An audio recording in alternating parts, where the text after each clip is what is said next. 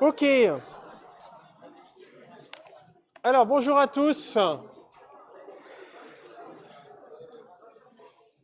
Alors, nous nous retrouvons après ce premier TP que vous avez eu. Nous nous retrouvons pour un cours. Alors, c'est volontaire de faire d'abord un TP et un cours. Ce n'est pas une erreur de votre emploi du temps. Chaque année, c'est pareil. On préfère vous faire commencer MATLAB en vous faisant découvrir le logiciel rapidement pour que vous sachiez un petit peu en quoi ça consiste, où est-ce qu'on entre les commandes, qu'est-ce qu'on voit, à quoi ça sert, qu'est-ce que ça donne comme résultat. Et ensuite, on commence, on enchaîne par le cours, comme ça vous avez un peu idée de quoi on parle. Donc vous allez faire là pendant un mois, réparti sur les mois de décembre et de janvier, vous allez faire du MATLAB avec moi et 5 autres personnes en TP. Le cours de MATLAB est assez rapide. Il consiste en 2 séances de cours seulement, donc vous allez avoir en tout 3 heures de cours, et 5 séances de TP, dont l'une que vous avez faite aujourd'hui. Normalement, les séances font 1h30. Normalement, les séances font 3 heures. Aujourd'hui, elles faisaient 1h30 et vous aurez un autre TP qui fera aussi 1h30. Les autres TP seront de 3 heures. À l'issue de chaque TP, à peu près 20-25 minutes avant la fin du TP, vous aurez le corrigé du TP. Alors, un corrigé partiel, non pas un corrigé complet, mais un corrigé partiel avec les commandes qui me semblent importantes de connaître, qui sera disponible. Le TP0 est un peu spécial parce que lui, vous avez eu le corrigé complet qui était disponible, puisque c'est vraiment un TP d'initiation. C'est important d'aller jusqu'au bout et d'avoir vraiment compris toutes les bases qui y sont présentées. Donc ce premier TP, lui, vous avez le corrigé entier qui était apparu à peu près 20 minutes avant, avant la fin du TP. Alors, maintenant, MATLAB, vous avez votre polycopier de cours normalement. Et si vous n'avez pas de polycopier de cours, vous pouvez en récupérer. Il m'en reste encore quelques-uns ici.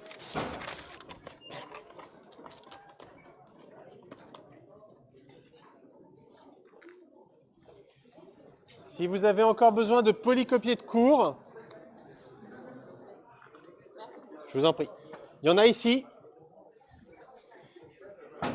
Alors, MATLAB.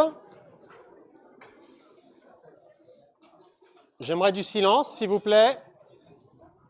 Alors, je vous le dis tout de suite, il n'y aura pas le... Si vous pouvez couper aussi mon retour audio sur le Discord. Je crois qu'il y a quelqu'un qui met Discord et il y a mon retour audio. Si, je vous le dis tout de suite, il n'y a pas d'appel sur les cours. Donc, si vous n'avez pas envie de voir les cours, si vous avez envie de discuter ou de faire autre chose, vous pouvez sortir. Je ne fais pas l'appel sur les cours. Donc, MATLAB, à quoi ça sert? MATLAB, vous l'avez vu, c'est un logiciel. Enfin, MATLAB et Octave, en fait. Alors, MATLAB et Octave sont des logiciels qui permettent de programmer dans un langage qui s'appelle le langage MATLAB. Ces logiciels, donc le nom MATLAB regroupe deux choses. D'un côté, le logiciel et de l'autre côté, le langage. Ce logiciel, l'interface graphique, vous permet de facilement éditer votre code, voir vos variables. Bref, vous l'avez vu, elle a été présentée pendant les TP. Vous avez vu à quoi ça ressemblait. Le langage MATLAB, lui, c'est ce dont ce cours va traiter. C'est un langage qui est utilisé dans MATLAB, qui est aussi utilisé dans Octave, mais dans d'autres langages de programmation, ou des fois des librairies.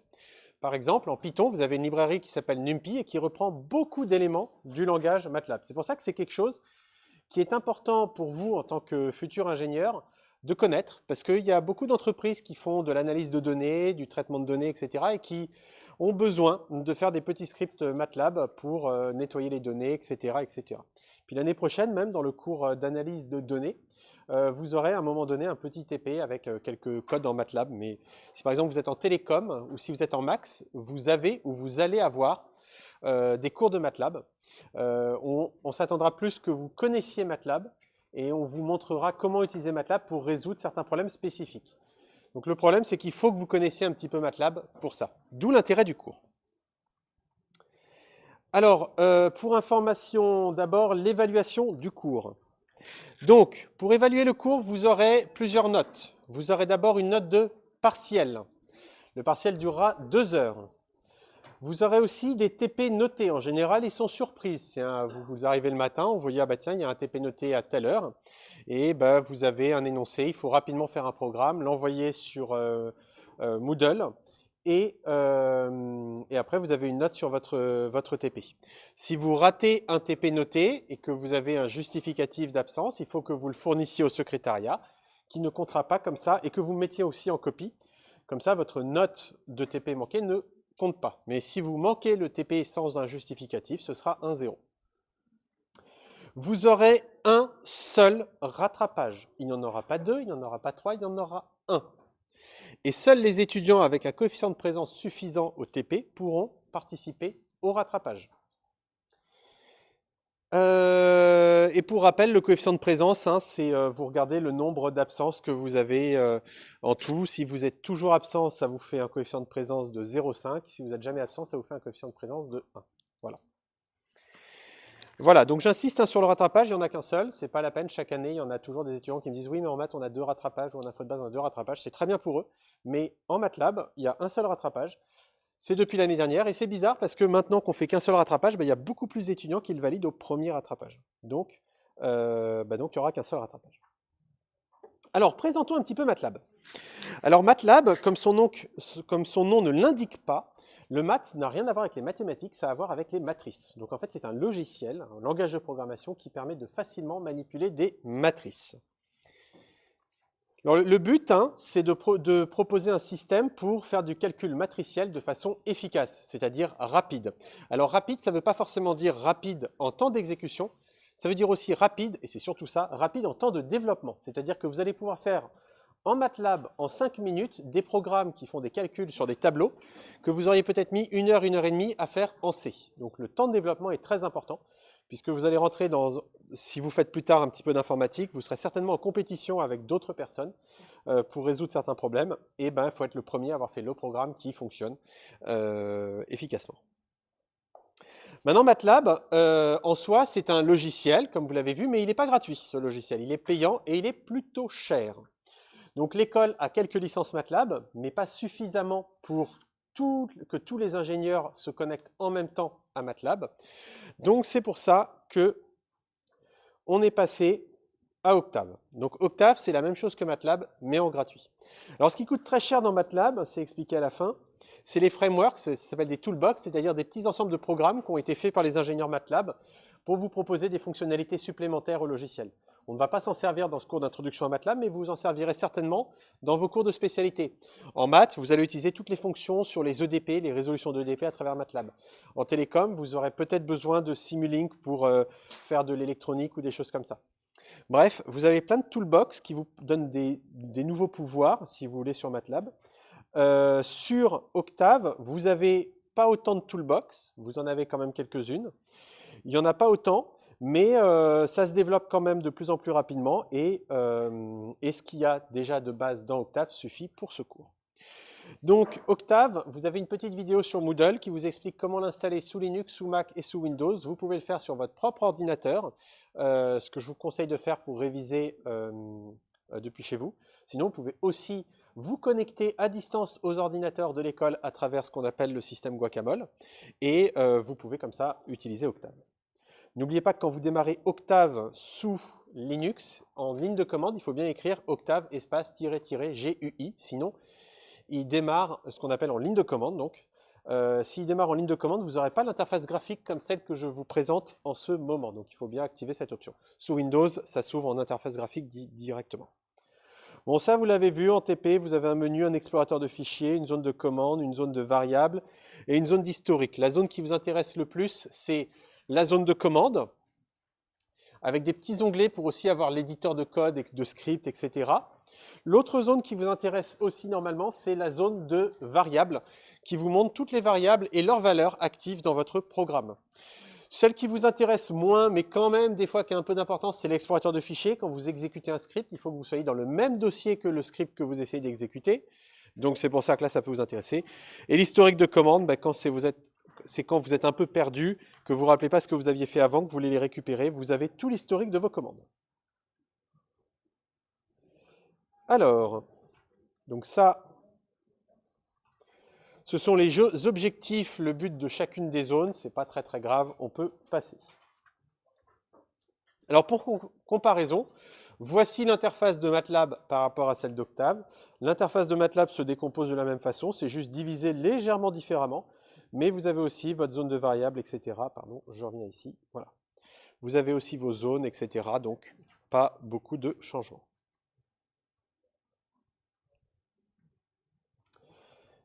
Alors, quand on souhaite écrire un programme complet, en général, dans Octave, vous l'avez vu, on utilise l'éditeur de script. On clique donc en bas sur la petite fenêtre, tout en bas de la fenêtre de commande, vous avez des petits onglets, dont l'un qui vous permet de cliquer sur éditeur.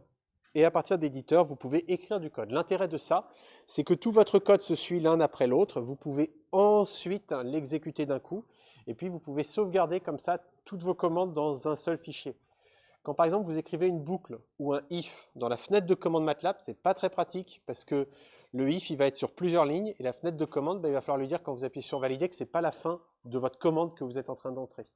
Donc c'est vraiment recommandé de passer plutôt par l'éditeur de script, d'écrire tout votre programme sur un fichier et après d'exécuter ce fichier plutôt que de rester dans la fenêtre de commande. Donc ça, on en a déjà parlé, on peut télécharger, on peut utiliser aussi le site Octave Online pour faire du Octave dans le navigateur. On peut utiliser des applications sur les tablettes pour faire du Octave. Vous pouvez vous connecter aux ordinateurs de l'école. Voilà. Donc, maintenant, nous allons regarder un petit peu toutes les commandes de base que l'on a de disponibles en MATLAB.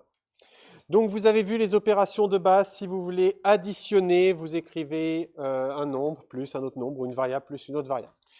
Vous avez peut-être remarqué que quand vous faites directement une opération, si vous ne capturez pas le résultat dans une variable, c'est-à-dire que vous n'écrivez pas un truc du genre x égale 3 plus 6, mais que vous écrivez juste 3 plus 6, MATLAB, enfin Octave et MATLAB, mettent le résultat toujours dans une variable qui s'appelle ans pour answer.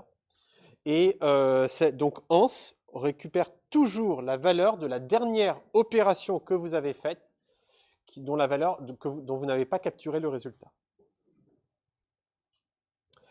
Voilà, donc voici une liste, pas totalement complète, de toutes les opérations de base en MATLAB. Donc je parle dans MATLAB, je ne parle pas du logiciel, encore une fois, je parle du langage. Donc c'est valide sur MATLAB et sur Octave. Vous avez les symboles classiques que vous avez en C, vous avez les constantes, par exemple pi en minuscule, vous avez les fonctions cos, sin, log, sqrt.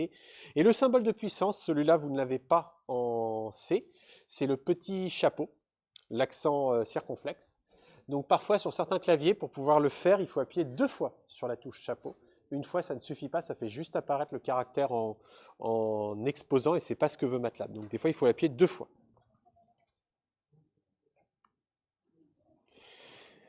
Alors, les nombres réels. Alors les nombres réels, vous les écrivez, pardon, j'avais dit à certains à un moment donné dans mon groupe de TP qu'on les écrivait peut-être avec une virgule, mais en fait non. On les écrit avec des points. Les virgules, c'est pour séparer les éléments d'une matrice. Donc les nombres réels, c'est avec des points dans MATLAB. C'est avec des points en C. En gros, c'est avec des points, les nombres réels, pour séparer la partie entière de la partie décimale sur quasiment tous les langages de programmation. Faites juste attention, vos cours d'analyse de données l'année prochaine se feront en partie sur Excel. Et sur Excel, eh ben, ça dépend du langage dans lequel est configuré Excel. Si Excel est configuré en anglais, vous aurez comme symbole de séparation le point. S'il est configuré en français, vous aurez comme symbole de séparation la virgule. Donc ça, c'est assez casse-pied avec Excel, mais vous le verrez l'année prochaine. Alors les variables simples en MATLAB, ça, vous l'avez vu, vous déclarez une variable, vous faites quelque chose égale autre chose. Alors contrairement à C, vous n'avez pas en MATLAB besoin de déclarer avant une variable. Pour mettre une variable avec une valeur, vous mettez directement le nom de la variable que vous voulez faire, égale, et la valeur. Il n'y a pas à mettre int a ou int b, point virgule, et après lui attribuer une valeur. Alors en plus, toutes vos variables sont du même type, c'est double. Vous pouvez faire des variables entières, mais c'est un peu compliqué. Sous MATLAB, il met tout sous forme de nombres réels, donc vous gérez tout avec des nombres réels. C'est un peu plus souple que le C sur certaines choses, mais attention, quand un langage de programmation est plus souple, en général, il va vous permettre aussi de faire plus facilement des bêtises. Si C est aussi strict sur sa syntaxe, c'est pour aussi vous empêcher de faire des bêtises des fois. Donc, quand on fait x égale 4, ben, ça crée une variable si elle n'est pas déjà créée. Ça lui donne la valeur 4 et elle apparaît dans le champ des variables. voyez que cette variable, maintenant, elle est de classe double, c'est marqué ici, et donc c'est bien un nombre réel. Vous pouvez évidemment réutiliser ces variables comme en C pour faire des opérations. Vous pouvez faire maintenant y égale x plus 2. Là, le programme ira récupérer la valeur de x, lui additionner 2 et mettre le résultat dans y, ce qui donnera 6. Voilà, donc faites attention de ne pas non plus, mais on a maintenant, avant le cours de MATLAB et de C se passait à peu près en même temps. C'était pas une bonne idée. Après, on les a décalés, mais MATLAB chevauchait encore un petit peu C et le partiel, donc c'était pas une bonne idée. C'est pour ça que maintenant, cette année, MATLAB et C, on a mis quand même un petit peu d'espace entre les deux.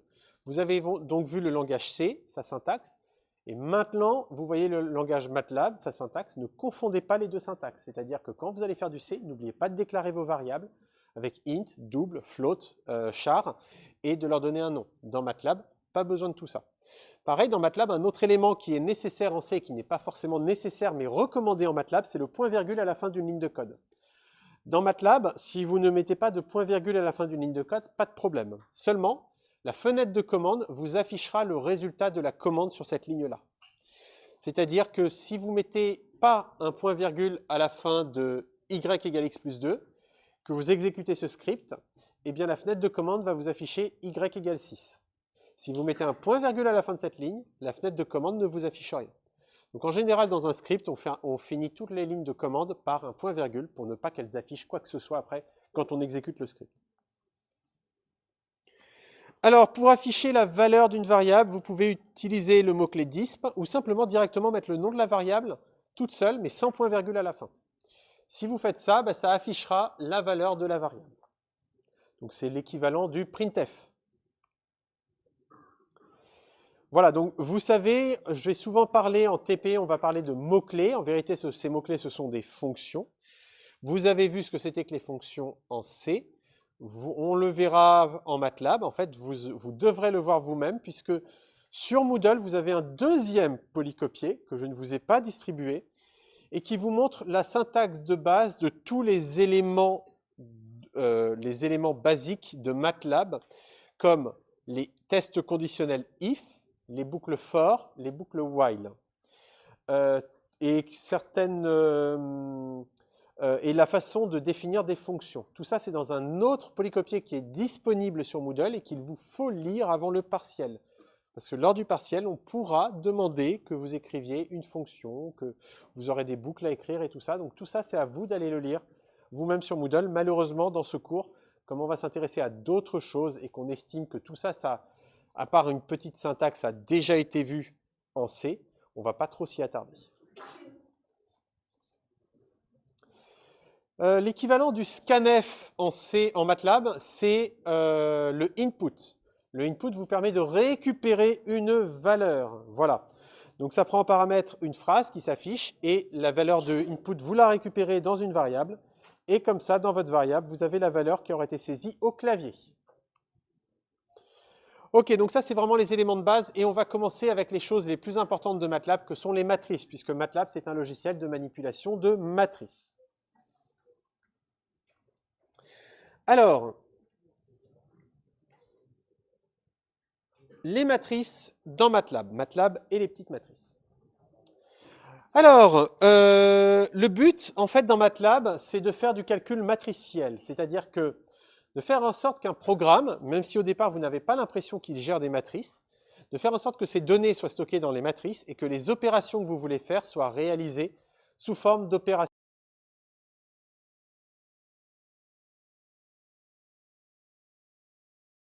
Ou d'une boucle while, d'éviter des parcours et en fait d'appeler directement des opérations sur les matrices qui sont optimisées en MATLAB.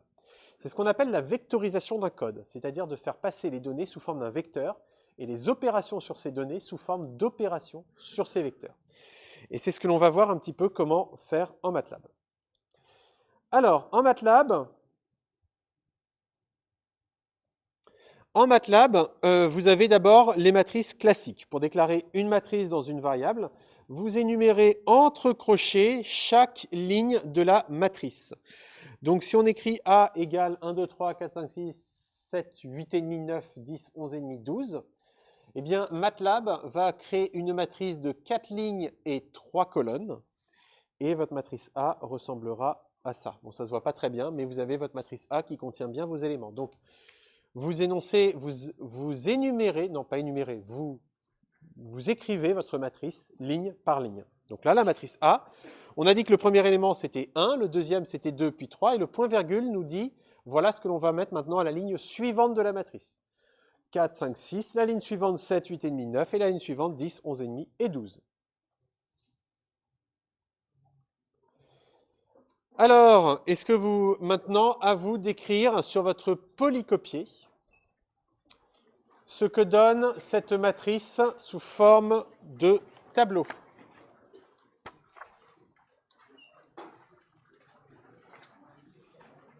Tenez, je vais vous enlever tout ça.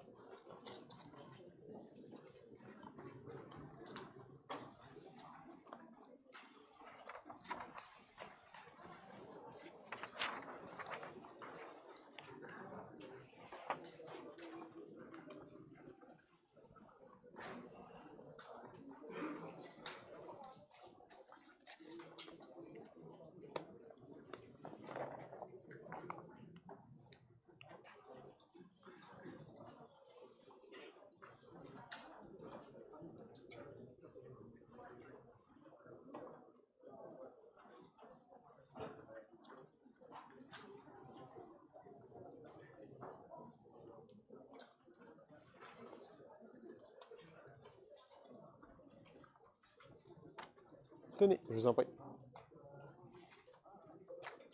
Tenez.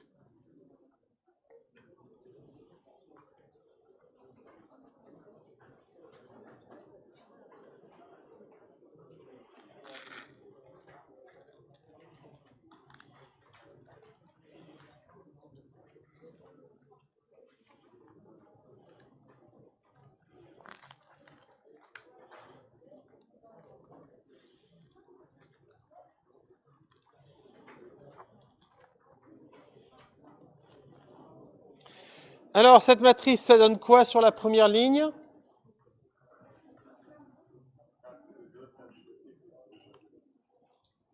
« 4,2, 7,6, 8,2 et la deuxième ligne 4,1, ensuite 0,5 et 0. Et maintenant, cette matrice, qu'est-ce qu'elle donne? Ok, tout à fait, cette matrice, ça ne va pas, parce qu'il n'y a pas le même nombre d'éléments à chaque ligne. Et là, MATLAB ne veut pas, il ne va pas compléter avec des zéros, il va faire une erreur, et c'est souhaité d'ailleurs, ça ne passera pas. Donc il faut évidemment que chacune de vos lignes contienne le même nombre d'éléments. Vous ne pouvez pas faire des matrices avec un nombre d'éléments différent. Ok. Alors, vous avez d'autres matrices spécifiques qu'on appelle les vecteurs. Alors les vecteurs, c'est des matrices qui ont soit une seule ligne, soit une seule colonne. Donc vous avez les vecteurs lignes qu'on écrit sur une ligne. Donc vous écrivez entre crochets les éléments. Ça vous fait un vecteur ligne. Et vous avez aussi les vecteurs colonnes. Et les vecteurs colonnes, vous séparez chaque élément par un point-virgule puisqu'il n'y a qu'un seul élément par ligne. Toujours entre crochets.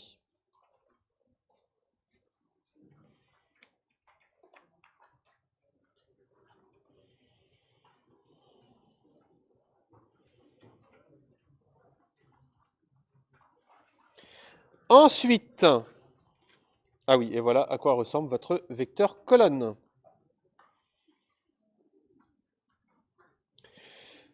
Ensuite, si vous déclarez une matrice A d'une certaine taille et qu'ensuite, plus tard dans votre code, vous mettez dans cette matrice A une autre matrice d'une autre taille, ça ne pose aucun problème pour MATLAB. Il va supprimer de sa mémoire l'ancienne matrice et créer une nouvelle matrice pour A. Donc le tableau associé à A peut changer de taille.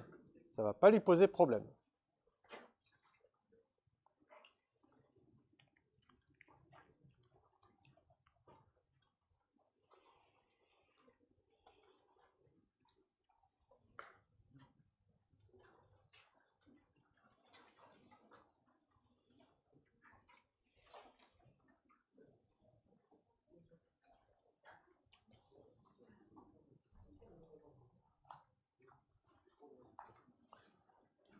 Alors, pour accéder aux éléments d'une matrice, vous utilisez le nom de la matrice avec, entre parenthèses, le... Alors, les deux personnes qui viennent de rentrer, vous faites demi-tour et vous sortez. Et vous reviendrez la prochaine fois, parce que déjà, un, vous êtes en retard, et deux, vous n'avez pas de masque. Voilà. Non, vous sortez. Non, mais vous sortez. Je ne veux pas savoir. Vous rentrez pas dans une salle de classe sans masque, c'est pas possible. Donc vous sortez.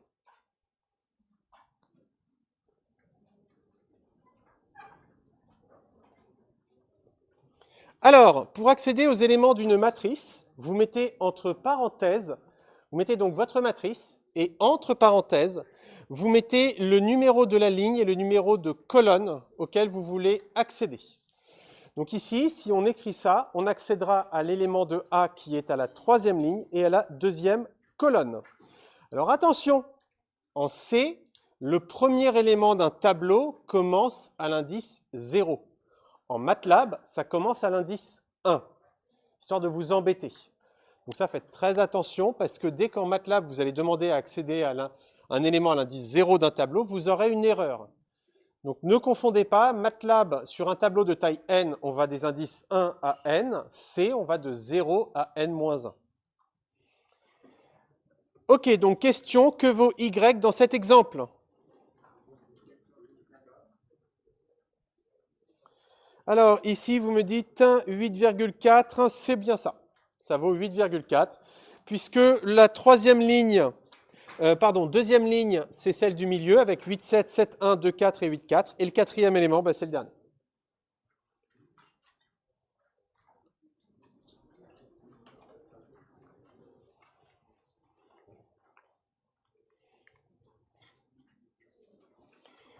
Voilà, donc ça, je répète, en MATLAB, vous commencez la numérotation des lignes et des colonnes d'une matrice à 1.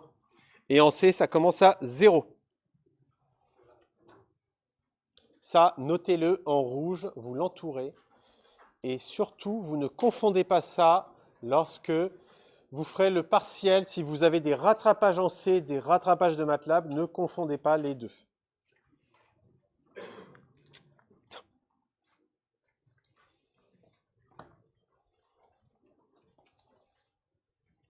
Oh, ça a un petit peu débordé. Alors, vous pouvez accéder aussi aux éléments d'une matrice par un unique numéro qu'on appelle le numéro d'ordre. C'est-à-dire que même si vous avez une matrice 2D, une matrice 3D, même 4D, vous n'avez pas forcément besoin de 2, 3 ou 4 coordonnées. Une seule coordonnée peut suffire. Alors, ça marche comment? Imaginons que vous ayez cette matrice-là, A. Donc là, vous avez la matrice A qui est écrite sous forme de tableau.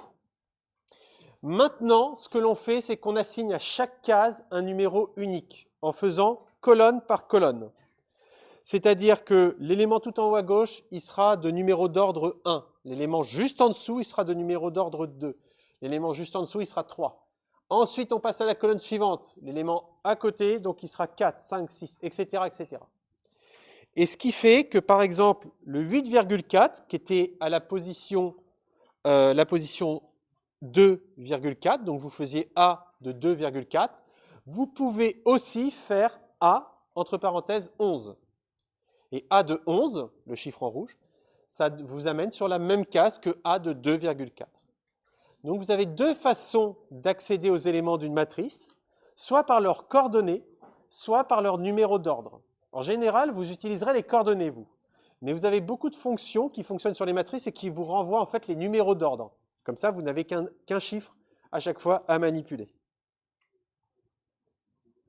Donc ici, A de 5, eh ben, ça vaut 7,1.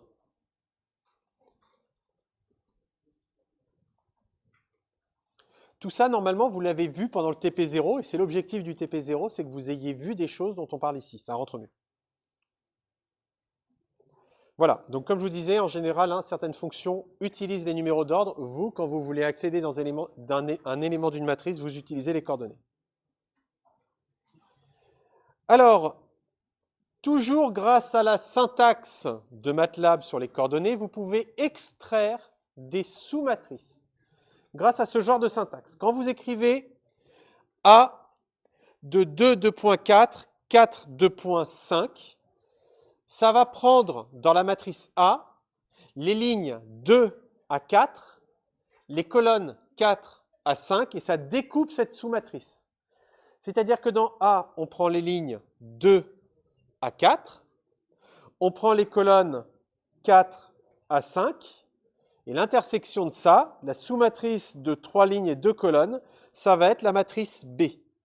Donc vous pouvez facilement dans MATLAB extraire une sous-matrice d'une matrice. C'est ce qu'ont dû faire par exemple en analyse de données les étudiants de deuxième année ce matin pour commencer à trier dans un vecteur de données des éléments d'une certaine catégorie. Vous pouvez extraire donc des sous-matrices très facilement grâce à cette écriture.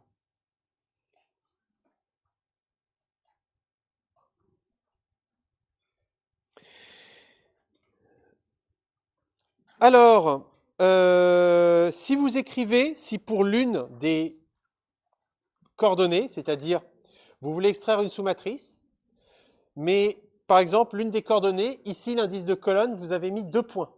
Au lieu de mettre vraiment de telle colonne à telle colonne, vous mettez 2 points. Eh bien, ça veut dire qu'on considère toutes les colonnes de la matrice. Donc, c'est-à-dire qu'en faisant ça, en écrivant ça, on récupère dans la matrice A les lignes 2 à 4 et on récupère toutes les colonnes. Et voilà votre matrice B.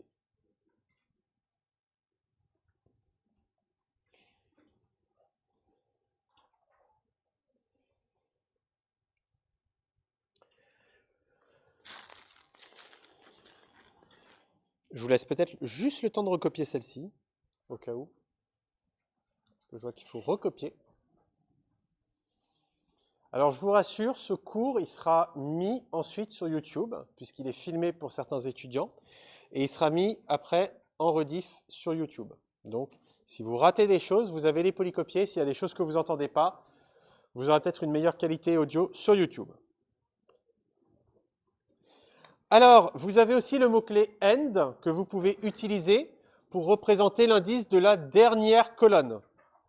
Donc la dernière colonne, si vous ne connaissez pas la taille de la matrice, vous pouvez utiliser le mot-clé end pour le récupérer.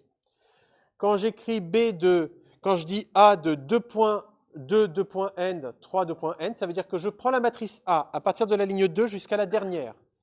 Et à partir de la colonne 3 jusqu'à la dernière, et j'en fais, hop, j'ai oublié les lignes, pardon.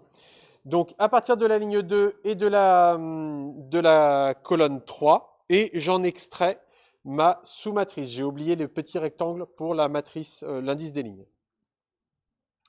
Et j'obtiens ça. Oui. Si vous enlevez le end, oui, vous obtenez la même chose.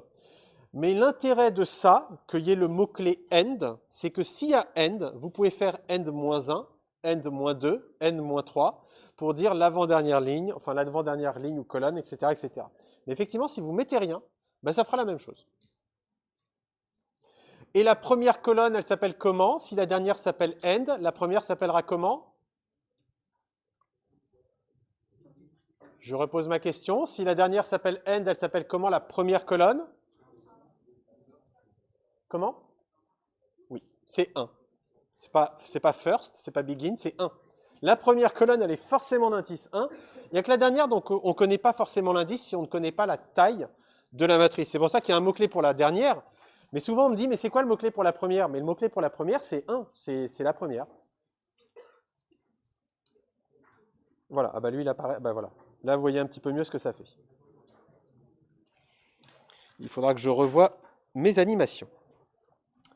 Alors, heureusement, vous n'êtes pas condamné à manipuler des matrices dont vous ne connaissez pas la taille. Vous avez un opérateur que vous avez vu en TP qui vous permet d'extraire la taille d'une matrice. Cet opérateur, enfin la fonction, c'est size. Vous mettez size une matrice, ça vous renvoie un vecteur. Et ce vecteur contient comme premier élément le nombre de lignes de la matrice, comme deuxième élément le nombre de colonnes, comme troisième élément le nombre de profondeurs de la matrice, etc., etc., si la matrice était 3D, etc., etc.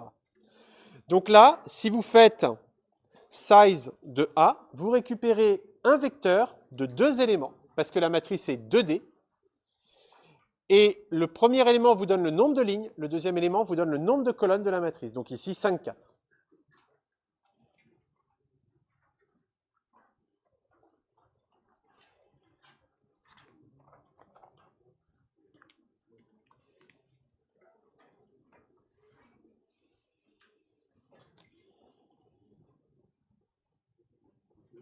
Oui. Si on veut quoi? Si on veut seulement le nombre de colonnes, on fait S2. Alors, si vous voulez uniquement le nombre de colonnes,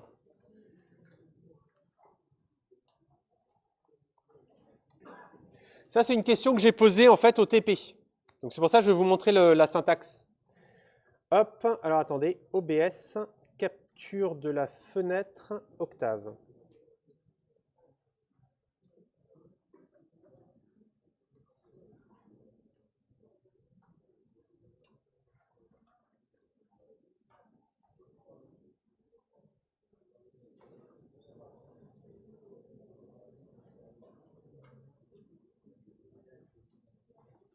Donc, là c'est la fenêtre de commande et imaginons que je crée une matrice.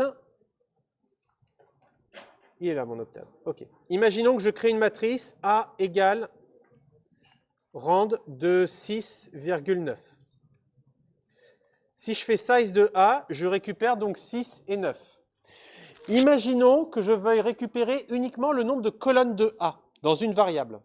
Alors vous avez deux stratégies. La première, que vous avez certainement faite en TP, c'est que vous faites d'abord S égale size de A, c'est-à-dire que le résultat de size, vous le mettez dans un vecteur. Et ensuite, vous faites C, le nombre de colonnes, égale S de 2, c'est-à-dire le deuxième élément. Comme c'est un vecteur, ça vous donnera bien le deuxième élément. Et vous avez 9. Vous avez une autre stratégie qui est plus rapide à faire et qui est aussi assez pratique. Quand vous avez une fonction qui vous retourne un vecteur, que vous connaissez la taille de ce vecteur, vous pouvez écrire quelque chose comme ça. Oups, pardon. Là, j'ai fait une bêtise. Voilà. Donc, c'était colonne ligne. Voilà ce que vous pouvez écrire. Vous écrivez entre crochets la variable L, la variable C égale size de A. Ça va faire que le premier élément, alors il faut que size de A vous renvoie bien que deux éléments dans son vecteur. Le premier élément va aller dans la variable L, le deuxième élément va aller dans la variable C. Ça vous permet comme ça de récupérer d'une fonction qui renvoie un vecteur, vous pouvez récupérer les éléments du vecteur dans différentes variables très facilement. Oui? Ok.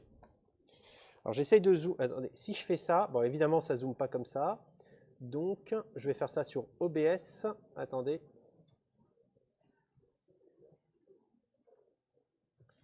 C'était pas ça.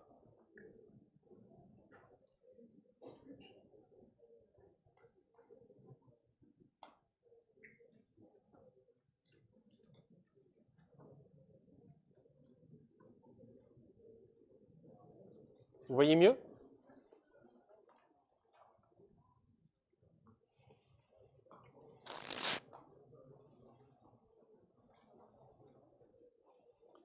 Donc voilà ce que vous pouvez faire. Hop là, on revient dans nos matrices.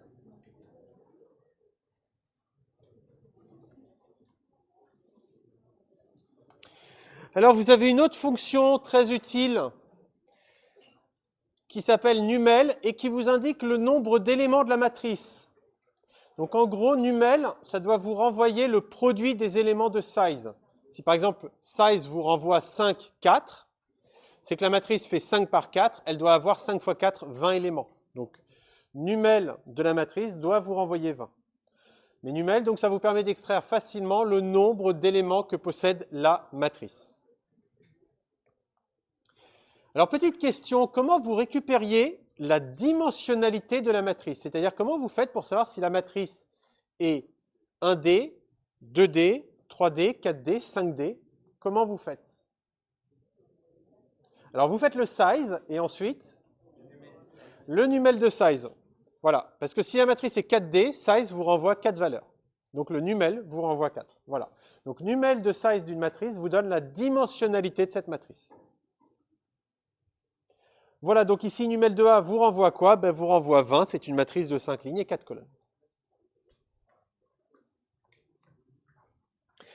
Alors voilà les opérations de base qu'on peut faire sur les matrices. Alors c'est là où ça devient intéressant parce que MATLAB vous permet des choses plutôt rigolotes sur les matrices. D'abord, vous pouvez faire addition, soustraction et multiplication entre vos matrices. Addition, soustraction, ça fait l'addition ou la soustraction élément par élément de vos matrices, c'est l'addition et la soustraction matricielle.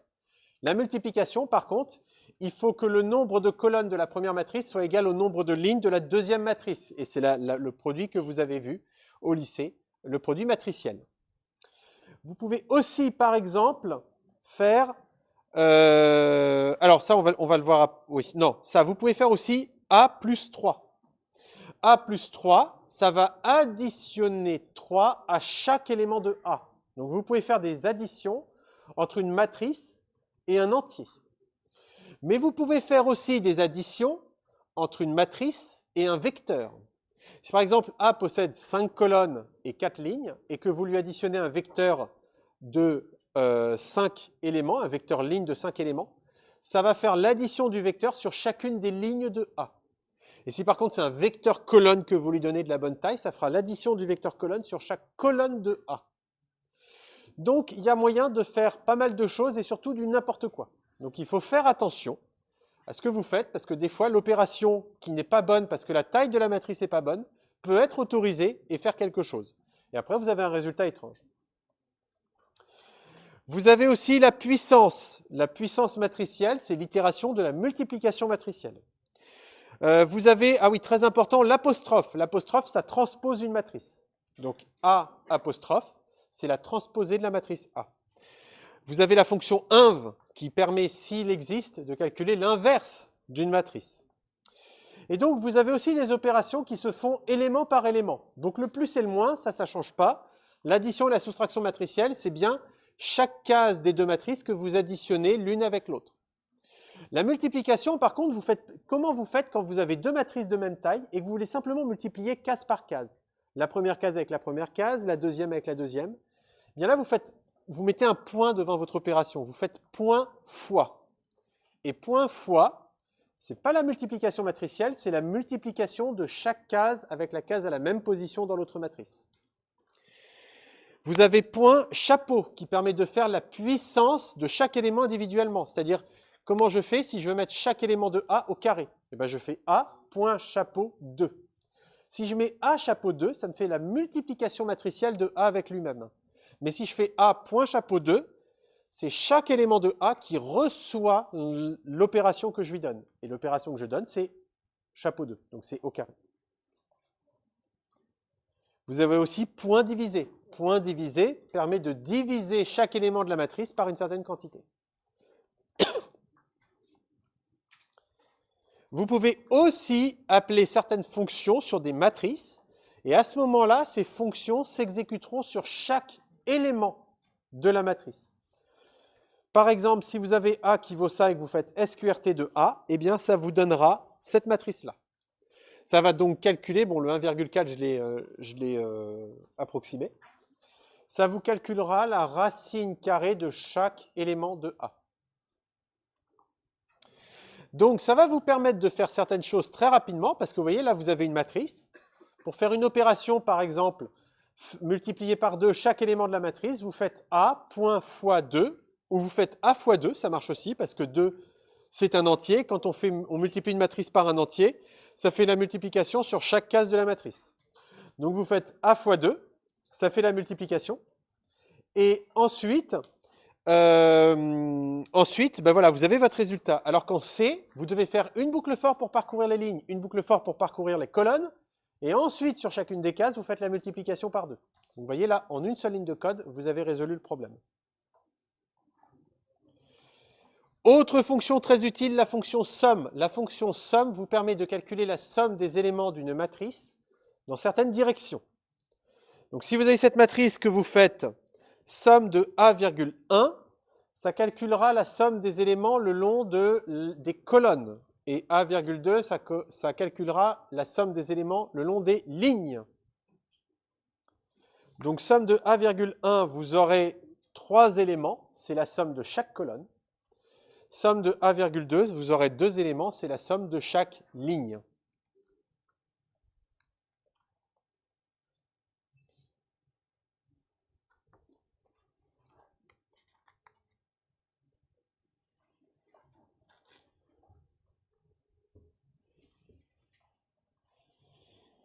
Vous verrez en TP comment on fait la somme de tous les éléments de A, c'est pas compliqué. Il suffit de rajouter un 2 points dans l'histoire, mais vous verrez ça. La fonction prod, elle fait pareil, hein, mais au lieu de faire la somme, elle fait le produit.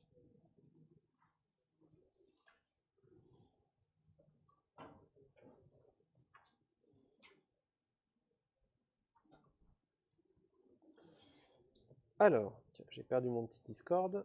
Voilà, pour lire les questions.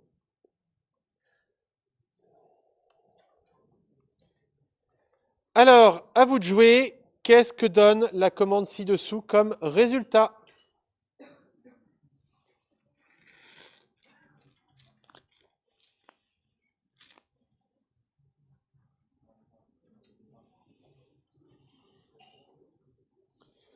Alors, ça vous donne un vecteur avec 4 éléments, 3 éléments ou un seul élément? Ok, 3 éléments, ça vous fait donc la somme par ligne. Et le résultat, c'est celui-ci.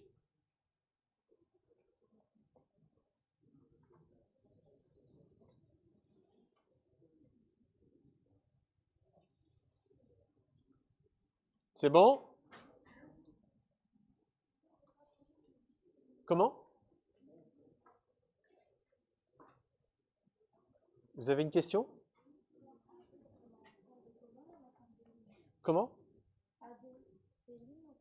Là, c'est par ligne, en fait.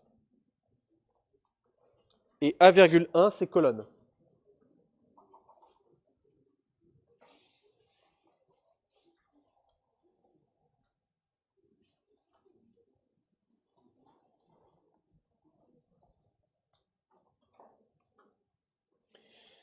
Alors, cette commande, elle donne quoi?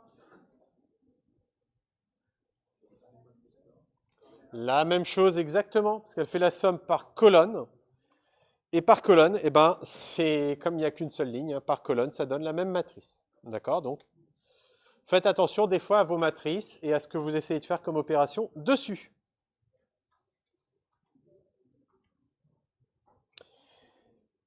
Eh bien, à vous d'écrire un code qui calcule la somme de tous les éléments d'une matrice 2D, une matrice qui s'appellerait A. Comment vous faites la somme de tous les éléments de A, qui est une matrice 2D?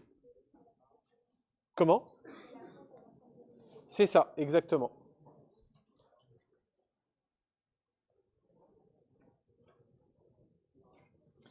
Donc pour calculer toute la somme de tous les éléments d'une matrice, vous ferez comment? Des idées?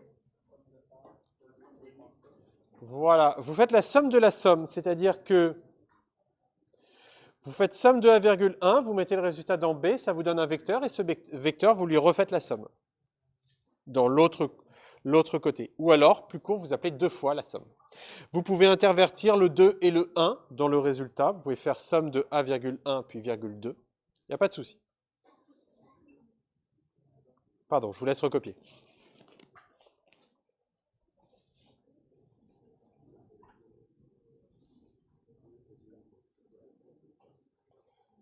Et je vous invite à bien mettre vos masques, hein, s'il vous plaît.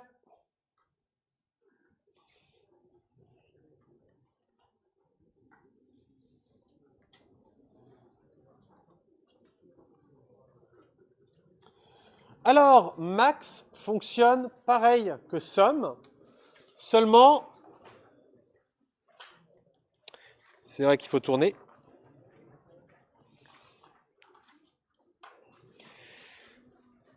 Alors max, il y a un deuxième paramètre sur lequel je ne vais pas m'éterniser. Donc vous mettez des crochets ouvrants, des crochets fermants, et ce n'est pas la peine de chercher pourquoi. Sachez en tout cas que max, avec cette espèce de syntaxe bizarre, ça vous permet de récupérer la valeur maximum le long des colonnes ou le long des lignes. Donc, ici, max de A,1 va vous renvoyer le maximum le long des colonnes. Et max de A,2 vous renverra le maximum le long des lignes de A. Si vous voulez le maximum de toute la matrice, vous faites max de max, etc.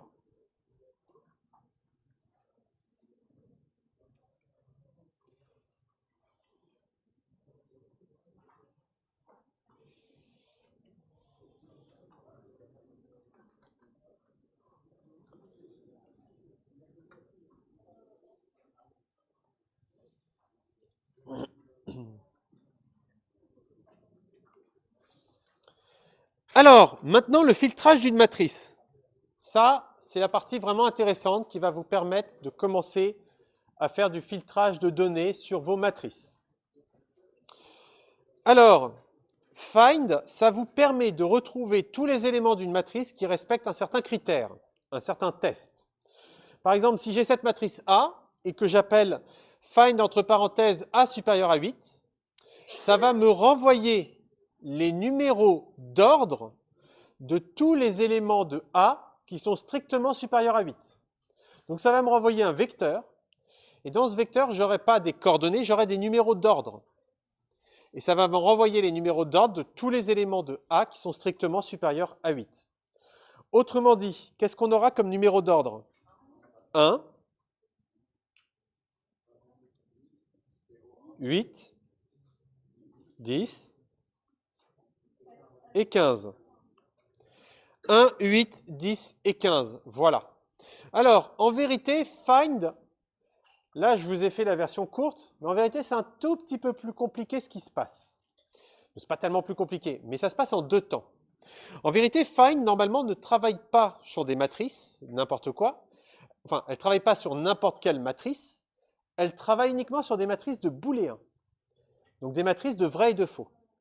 Et ce qu'elle fait, c'est que dans ces matrices, elle vous donne les numéros d'ordre de tous les éléments qui sont vrais dans les matrices de booléens. Maintenant, quand vous écrivez A supérieur à 8, ça construit temporairement une matrice de booléens. Ça vous construit une matrice de booléens de la même taille que A, et dedans, ça vous met vrai ou faux, selon que l'élément de A à cette position était plus grand ou non que 8. Donc par exemple, A supérieur à 8, ça vous ferait une matrice de booléens, je vais vous le montrer là, sur OBS. On va réactiver ça, voilà. Ben, quand je regarde ici, donc j'ai ma matrice A. Si je fais A supérieur, on va dire, à 0,5, allez, 0,6. Vous voyez, j'ai une matrice de booléens et j'ai des 1 dedans si l'élément correspondant dans A était plus grand que 0,6. On peut vérifier. Dans la première colonne, j'ai un 1 uniquement dans la première ligne. Et effectivement, on ne peut pas le voir, mais si je raffiche A, vous voyez que A, il faut que je descende ici, ça va venir. Voilà.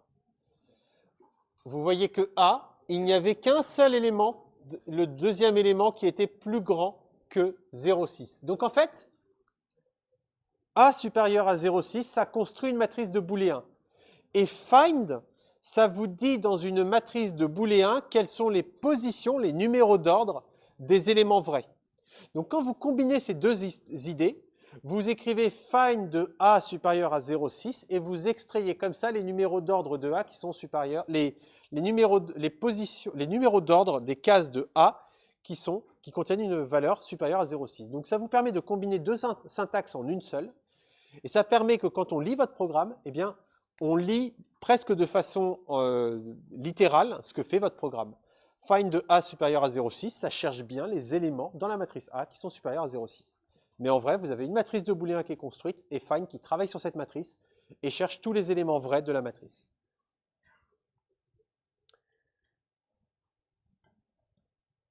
Hop là.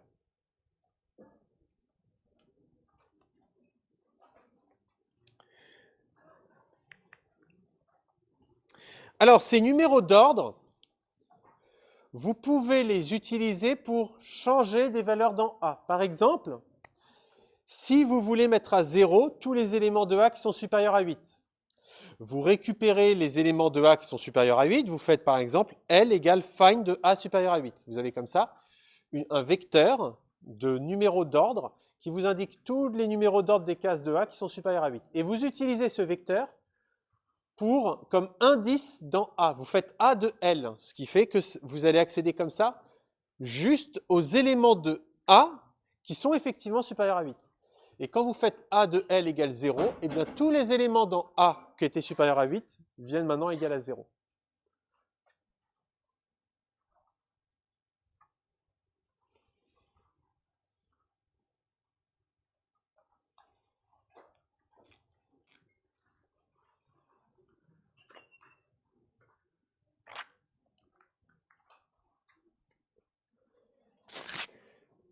C'est bon? Alors vous pouvez même l'écrire normalement. Vous pouvez l'écrire de cette façon.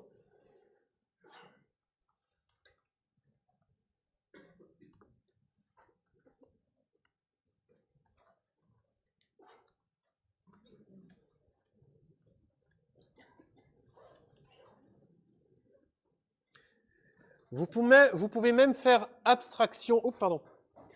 Vous pouvez même laisser tomber la fonction find pour ce travail, bien qu'en fait elle est appelée. Vous pouvez écrire les choses de cette façon. Vous écrivez A et entre parenthèses, vous mettez le test.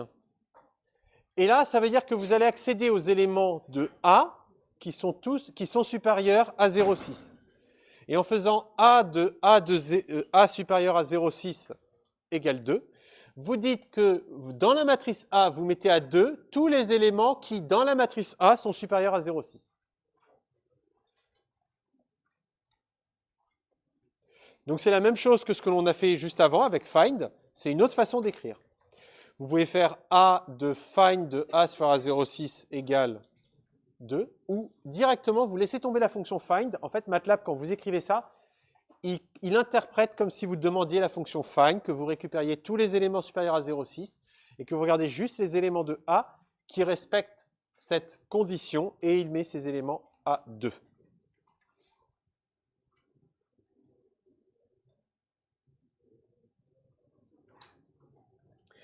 C'est important de connaître tous ces éléments syntaxiques et de ne pas les refaire avec des boucles for parce que petit 1, c'est bien plus efficace en temps d'exécution de faire de cette façon plutôt que de faire des boucles for qui recherchent et qui filtrent. Petit 2, lors du partiel, il vous sera demandé de faire du code vectorisé, c'est-à-dire que dans certaines questions, vous n'aurez pas le droit d'utiliser des boucles. Donc il faut savoir utiliser ce genre de raccourci syntaxique. Et petit 3, c'est bien plus rapide à écrire pour vous. Une fois que vous êtes habitué à la syntaxe MATLAB, écrire ce genre de choses, au lieu de faire des boucles for qui parcourent la matrice, qui testent si l'élément est supérieur à 0,6, qu'il met à 2 si c'est le cas et qu'il ne touche pas si ce n'est pas le cas, c'est-à-dire 2 boucles for et un if, écrire ça en une seule ligne de code, en plus c'est automatique, donc vous n'allez pas vous planter sur les indices de lignes et de colonnes, eh bien c'est beaucoup plus efficace. Et vous, si vous écrivez votre code plus rapidement, ben ça fait que vous pouvez battre la concurrence.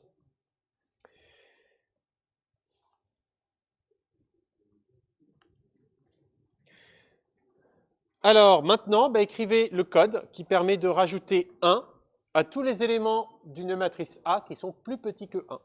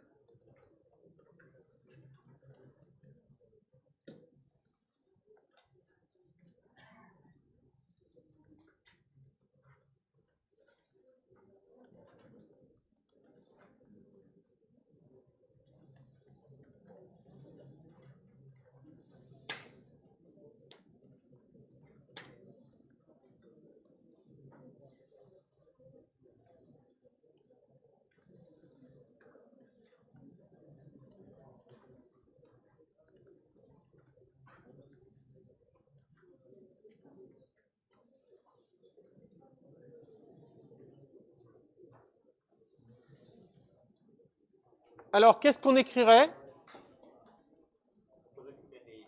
le sin A inférieur à 1 dans L, Mhm. on écrit A de L égale à A de L plus 1. Voilà. Hop. Alors, la réponse, voilà ce que vous pouvez faire.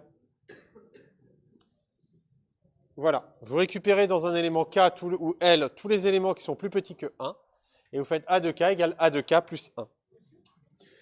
Démonstration.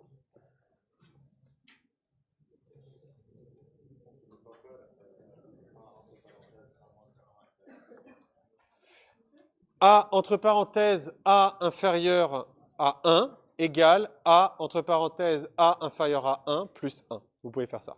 Je vais le faire, je vais l'écrire. Comment? Le moins? Le point. Point plus. Parce que quand vous faites plus et un entier, ça vous fait déjà la somme entre la matrice et cet entier case par case. Le point, c'est uniquement quand vous avez deux matrices et que vous voulez faire l'opération élément par élément. Mais attention, pour le plus, l'opération point plus, elle n'est pas définie parce que le plus fait déjà ce que vous voudriez faire avec le point plus. La somme matricielle, c'est déjà l'élément case par case. C'est uniquement pour le fois et le divisé, la puissance, qu'on a inventé le point fois, point divisé, point puissance. Alors, excusez-moi, je reprends. C'était là. Là, vous ne voyez pas ce que je fais normalement, mais j'écris A.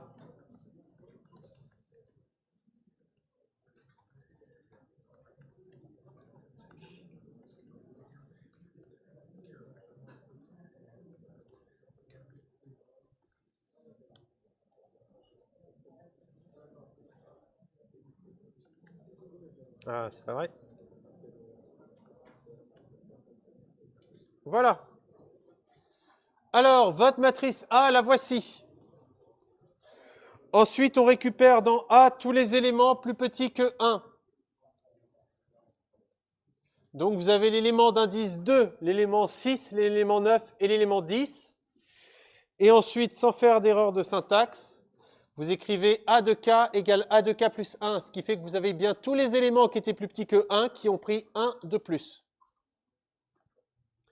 Une autre façon de faire, je régénère ma matrice A, c'est d'écrire A de A inférieur à 1 égale A de A inférieur à 1 plus 1. Vous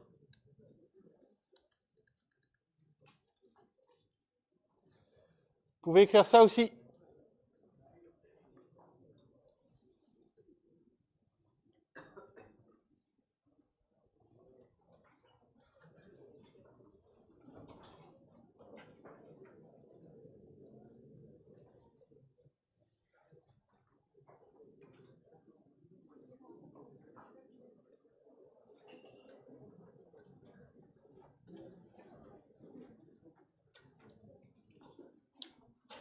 Et je vous invite à bien mettre votre masque jusque sur le nez.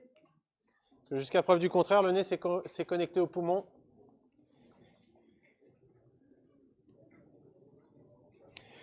Alors, les filtrages de matrices, les tests que vous pouvez faire sur les matrices, les symboles, les comparaisons classiques. Inférieur, supérieur, inférieur ou égal, supérieur ou égal, vous connaissez. Égal, égal pour l'égalité. Tilde égal et non pas point d'exclamation égal pour l'inégalité. Attention, ça c'est une différence avec C. Si vous voulez combiner deux critères logiques, attention, quand vous voulez combiner deux choses, dans un if, vous mettez deux et ou vous mettez deux ou, quand vous avez deux conditions dans un if. En octave, c'est la même chose. Dans un if, si vous avez deux conditions, vous mettez deux et deux ou. Mais, dans un find, si par exemple, vous voulez regarder tous les éléments de A qui sont plus grands que 5 et plus petits que 8, pour les combiner, là j'ai mis plus grand que 3 et plus petit que 8. Pour les combiner, c'est un seul et non pas deux et. Mais pourquoi donc, me direz-vous, si vous avez été vraiment intéressé. Alors pourquoi? Je vais quand même vous le dire, même si vous n'êtes pas intéressé, parce que ça peut tomber au QCM. On les combine avec un et, parce qu'en fait, ce n'est pas des conditions qu'on est en train de combiner. C'est quoi A supérieur à 3? Je vous l'ai dit tout à l'heure. Ça produit une matrice de booléen. Et A inférieur à 8, ça produit une autre matrice de booléen. Et ces deux matrices, vous voulez les combiner avec un et logique. Ce et, ça permet donc de combiner deux matrices de booléen en une seule avec un et qui se fait case par case. Ce n'est pas deux conditions que vous combinez, en fait, c'est deux matrices que vous êtes en train, vous faites une opération sur deux matrices de booléen. C'est pour ça que vous mettez qu'un seul et. Ce et, c'est une opération matricielle. Voilà, et si vous voulez inverser une condition, vous mettez un tilde, ça c'est comme pour le égal. Eh bien, vous n'avez plus qu'à écrire le programme le plus optimal possible qui permet de calculer, de faire l'opération de valeur absolue sans utiliser le mot-clé abs qui existe. L'opération de valeur absolue sur une matrice à l'aide de find, mais pas abs.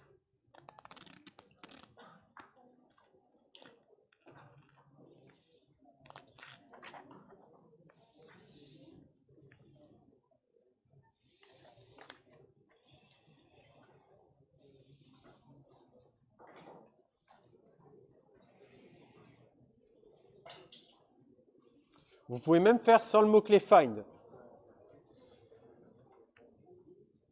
Alors, qui me suggère quelque chose?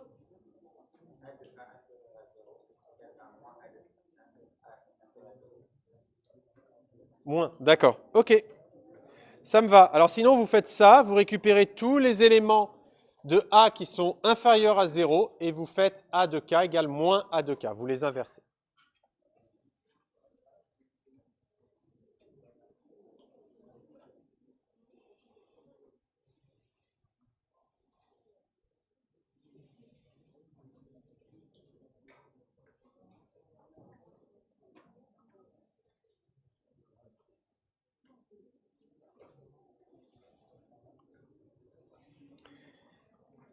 Alors, ça, je vous en ai déjà parlé. Je répète.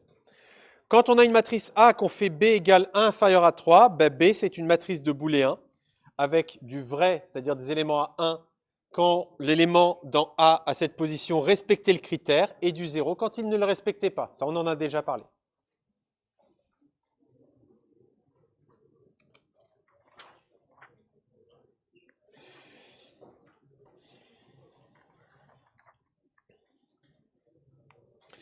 Alors, vous pouvez générer de nouvelles matrices à partir des... Enfin, vous pouvez générer de nouvelles matrices à partir de rien. Vous avez trois fonctions qui vont vous aider pour ça. Rand, qui vous permet de générer des nombres aléatoires entre 0 et 1 dans une matrice d'une certaine taille. Donc, un certain nombre de nombres aléatoires dans une matrice. Ones, qui permet de générer une matrice remplie de 1 d'une certaine taille. Et 0, qui permet de générer une matrice remplie de 0 d'une certaine taille. Si je veux générer une matrice remplie de 2 d'une certaine taille, eh bien, je génère une matrice de 1 de la même taille et j'ajoute 1 à cette matrice. Donc, je fais ones de je ne sais pas quoi, plus 1. Et le plus 1 se fera sur tous les éléments de la matrice.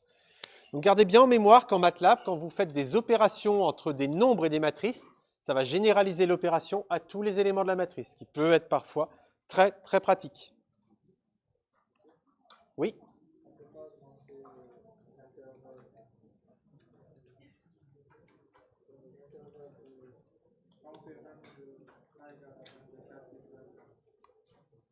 Redites-moi. J'entends pas d'ici en fait.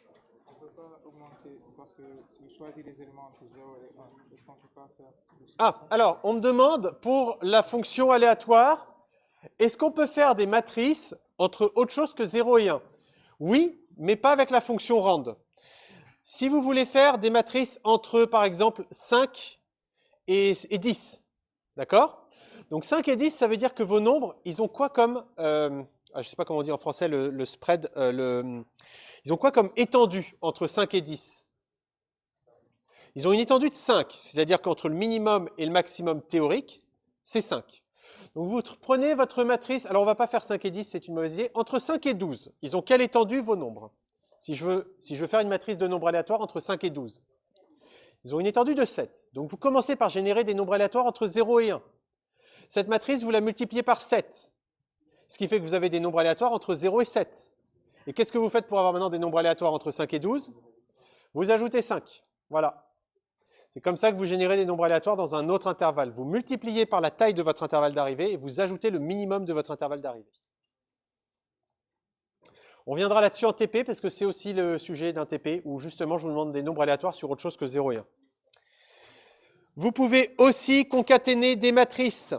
Pour ça, si vous voulez que les matrices soient collées l'une à l'autre, vous les espacez, vous les mettez entre crochets et vous les séparez d'un espace. Si vous voulez qu'elles soient l'une en dessous de l'autre, vous les mettez entre crochets et vous les séparez d'un point-virgule. Évidemment, cette opération de concaténation n'est possible que si les tailles des matrices l'autorisent. Si les tailles des matrices ne sont pas compatibles, l'opération ne réussira pas. Donc si vous faites ça, vous avez D qui est bien A collé avec B à droite, donc c'est un collage horizontal sur une ligne. Et E, c'est bien un collage de A et C l'une en dessous de l'autre. Mais il faut que les tailles soient compatibles.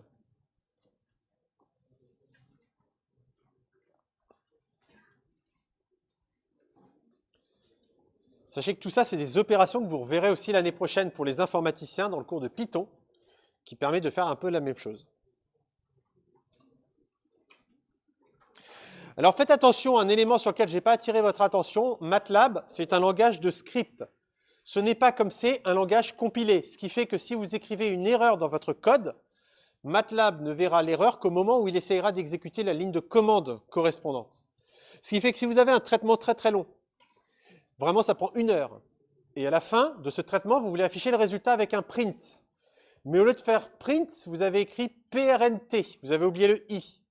Et bien l'erreur de MATLAB disant que le print n'est pas bien écrit, ça se fera après toute l'heure de calcul, où il aura tout fait votre calcul, et au moment où vous voulez afficher le résultat, bim, erreur, print, je ne connais pas ce que c'est, et il ne vous affiche pas votre print. Donc, soyez bien conscient que MATLAB ne fait pas des erreurs immédiatement, il les fait au moment où il lit la ligne de calcul qui pose problème. Ce n'est pas un langage compilé, il n'y a pas une préanalyse de tout votre code. Ok, là-dessus, on va pouvoir aller vite sur la représentation graphique des vecteurs. Le but de MATLAB, c'est aussi de vous proposer des outils de visualisation de vos vecteurs, pour en fait visualiser vos données. Alors, on va voir très rapidement ce que peut faire MATLAB là-dessus. Alors, d'abord, vous avez cette première notation que je profite pour vous expliquer ce que c'est. Quand vous écrivez entre crochets 0, 2.01, 2.pi, ça veut dire que vous créez un vecteur qui commence à la valeur 0, qui va jusqu'à la valeur pi, de 0,1 en 0,1. Donc ça vous génère tous les nombres entre 0 et pi par pas de 0,1. Donc vous aurez 0, 0,1, 0,2, 0,3, 0,4 jusqu'à le nombre le plus proche de pi. Alors ça, c'est vrai que j'en ai pas parlé avant, mais j'en profite pour en parler maintenant. Un petit exemple. Si j'écris 3, 2.05, 2.19, voilà. Quand j'écris ça, 3, 0, 5, 19, bien vous voyez que 3, le résultat, c'est un vecteur colonne. 3, 3,5, 4, 4,5, 5, 5,5, 6, jusqu'à 19. Alors, vous ne le voyez pas, le 19, il est coupé, mais il est bien là. En bas à droite, il est bien là. Le tout dernier élément, c'est bien 19. D'accord? Donc, cette notation entre crochets, ça vous permet de faire un vecteur qui contient tous les nombres partant d'une certaine valeur jusqu'à une autre valeur avec un certain pas d'incrémentation. Je peux aussi écrire ce genre de choses.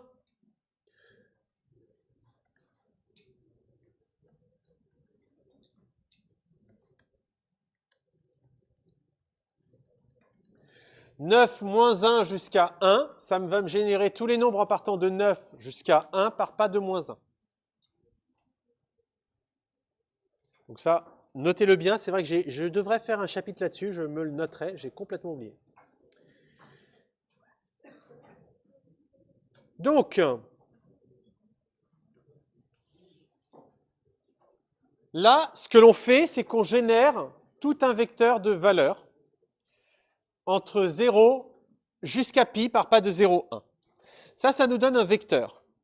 Ce vecteur, on le fait passer par la fonction sinus, ce qui fait qu'on va calculer le sinus de chacun des éléments. On va donc calculer le sinus de 0, le sinus de 0,1, le sinus de 0,2, jusqu'au sinus du nombre le plus proche de pi, qu'on aura trouvé de cette façon.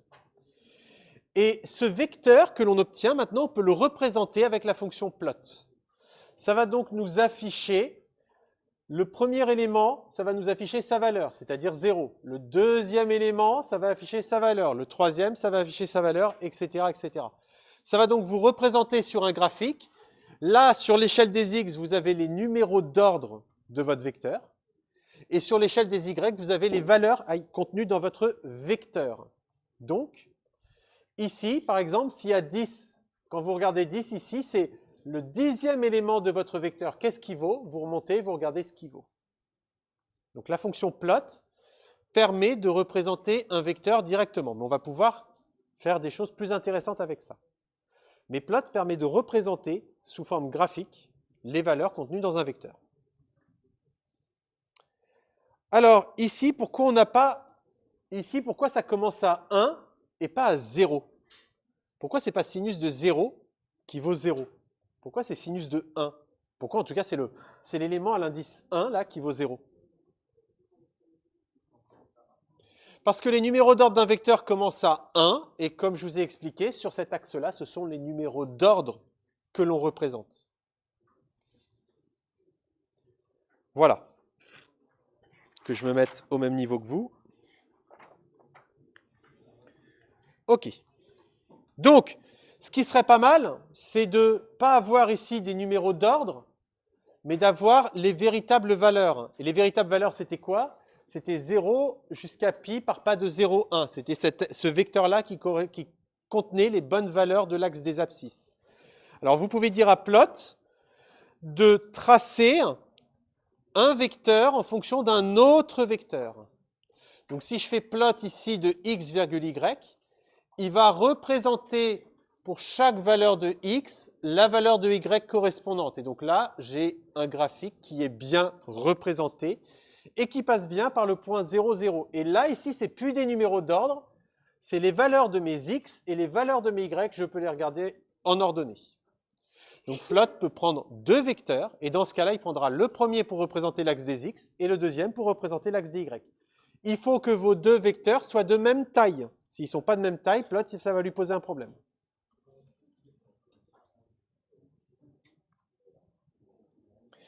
Qu'est-ce qui se passe ici? Pourquoi ma courbe, elle est toute bizarre? Le pas d'incrémentation est beaucoup plus petit, j'ai beaucoup moins de points dans mes vecteurs. Donc plot, il fait quoi? Il trace un point, il trace un deuxième point et il les relie par des droites. Donc quand j'ai plein de points, ces petites droites, je ne m'en rends pas compte. Mais c'est des petites droites. Mais je ne m'en rends pas compte quand j'en ai tout plein des points. Quand j'en ai pas beaucoup, je commence à m'en rendre compte. Donc si votre courbe elle a une allure un peu bizarre, c'est que vous n'avez pas assez de points dans votre vecteur. Même si vous ne pouvez pas en générer plus, à ce moment-là, comprenez pourquoi à ce moment-là, vous avez des fois des courbes plus ou moins lisses.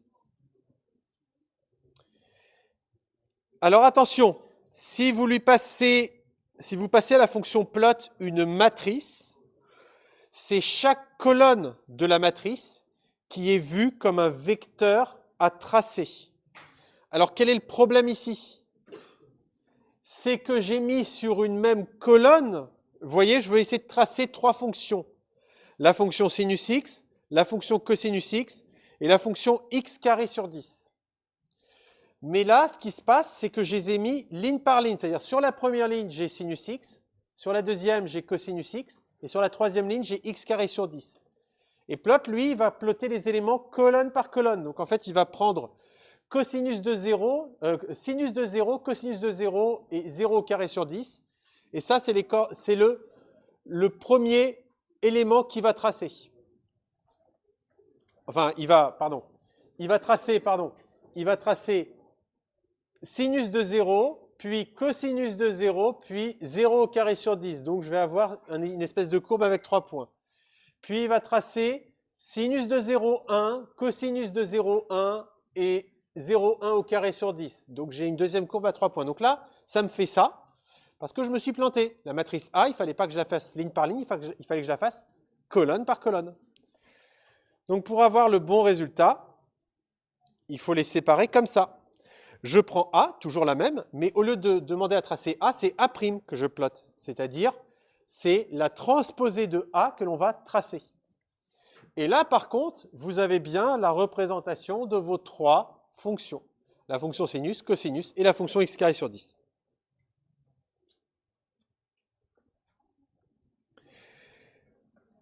Si par contre vous spécifiez à la fonction plot l'axe des x, il comprend à ce moment-là quelle est la taille de vos vecteurs. Donc là, dans ce cas-là, qu'on lui dise plot de x,a ou plot de x,a', la fonction plot, elle comprend que dans un cas, le premier, votre matrice A est mal orientée. Et dans ce cas-là, il va l'orienter correctement. Donc dès que vous spécifiez l'axe des abscisses, il n'y a pas de souci, la fonction ne se plante pas.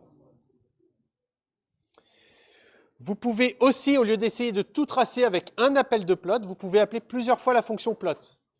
Mais pour lui dire, quand vous faites un tracé, pour dire à la fonction de tracé que le tracé suivant ne doit pas écraser l'ancien, mais se superposer à l'ancien, vous devez utiliser le mot-clé hold on. Le mot-clé hold on explique que le prochain ou les prochains plots vont se superposer au précédent.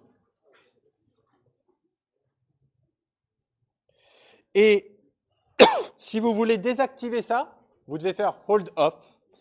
Et ça fait que le prochain tracé après écrasera, remplacera tout ce qu'il y avait dans les anciens, dans la fenêtre. Vous pouvez aussi tracer sur une même fenêtre plusieurs fonctions avec des échelles différentes. Et MATLAB adaptera son échelle de façon à représenter toutes les fonctions. Donc elles n'ont pas besoin d'avoir les mêmes vecteurs d'entrée. Vous pouvez créer d'autres vecteurs d'entrée, etc. Ça, c'est juste pour vous expliquer un petit peu tout ce que vous pouvez faire avec la fonction plot. Vous pouvez faire pas mal de choses. Donc, désactiver l'effet de hold, vous faites hold off. Et quand vous fermez la fenêtre aussi, forcément, tous les graphiques disparaissent.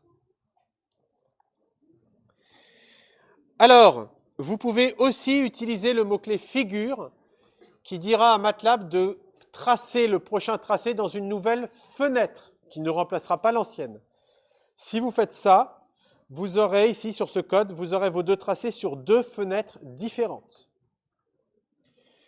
Vous pouvez aussi donner des options à la fonction plot. Les options, par exemple, vous pouvez lui donner le style de tracé, très utile quand vous devez tracer, donc ça c'est pour vos rapports de TP, quand vous devez rendre votre rapport de TP, que vous devez l'imprimer, et que vous avez tracé des courbes, que vous avez plusieurs courbes sur un même graphique, et que vous ne pouvez pas imprimer en couleur. MATLAB va automatiquement vous coller des courbes de différentes couleurs, sauf que quand votre prof va l'imprimer et va regarder vos courbes, pour lui, il y a des courbes grises partout, donc il ne comprend plus rien. Donc ce que vous devez faire, c'est paramétrer l'option plot pour que chaque courbe soit représentée avec un style de ligne différent, ce qui permettra ensuite de les identifier en noir et blanc. Donc vous pouvez tracer, utiliser des tirets. Vous pouvez donc dessiner avec une ligne en continu, une ligne en tiré, une ligne en pointillé, pointillé point, aucune ligne, etc. Vous avez plein de différents trucs. Vous voyez un exemple. Je rajoute l'option line style, je rajoute tiret-tiret, ce qui fait que mon graphique va être tracé en tiré. Je peux aussi utiliser line white parce que quand vous avez vos tracés comme ça sous MATLAB, quand vous allez faire un copier-coller sous Word et que vous allez retailler votre fichier image pour que ça rentre dans votre rapport, vous allez vous rendre compte qu'on voit à peine vos petits tirets. Pour peu que l'imprimante de votre prof ne soit pas de très bonne qualité, les tirets, ils passent à la trappe et vous vous retrouvez avec une mauvaise note. Parce que le prof vous dira, je ne vois rien sur votre graphique. Donc n'hésitez pas à épaissir vos tracés pour qu'ils soient bien vus. Pour ça, vous utilisez l'option line white et vous lui donnez une largeur de ligne. Vous avez aussi l'option marqueur qui permet de placer un marqueur spécifique sur chacun des points de données de votre courbe.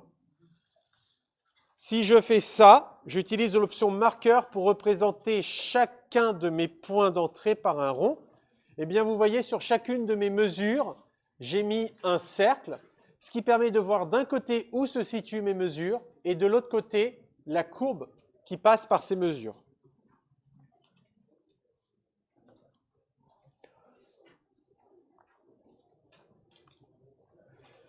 Vous pouvez changer la taille des marqueurs avec marker size, ça c'est bon. Vous pouvez changer avec l'option color ou marker edge color ou marker face color. Vous pouvez changer la couleur de la courbe, du contour de votre marqueur ou du remplissage de votre marqueur. Voilà, c'est magnifique. Regardez cette courbe complètement affreuse. On a mis du rouge, du vert, c'est bien moche, mais on voit les données.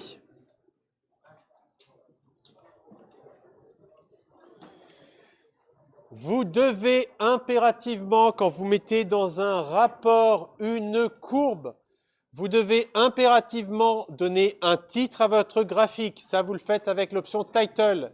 Et vous devez donner un nom aux axes avec la fonction XLabel et YLabel. Si vous ne faites pas ça, croyez-moi que si vous avez un enseignant qui est un petit peu rigoureux sur les rapports, il va vous allumer parce qu'un graphe, on ne le présente pas sans un nom sur chacun des axes. Vous pouvez même, j'aimerais bien être le seul à parler pour le moment. J'aimerais bien être le seul à parler, le cours n'est pas terminé. Vous pouvez aussi utiliser la fonction texte qui permet de rajouter du texte en plein milieu d'un graphique à une certaine coordonnée. Ensuite, quand vous avez plusieurs fonctions sur un graphique, il faudra bien sûr afficher la légende de ce graphique. Et ça se fait avec l'option légende. Voilà, donc ici, vous avez légende qui va permettre de mettre automatiquement la légende des différents éléments de votre graphique.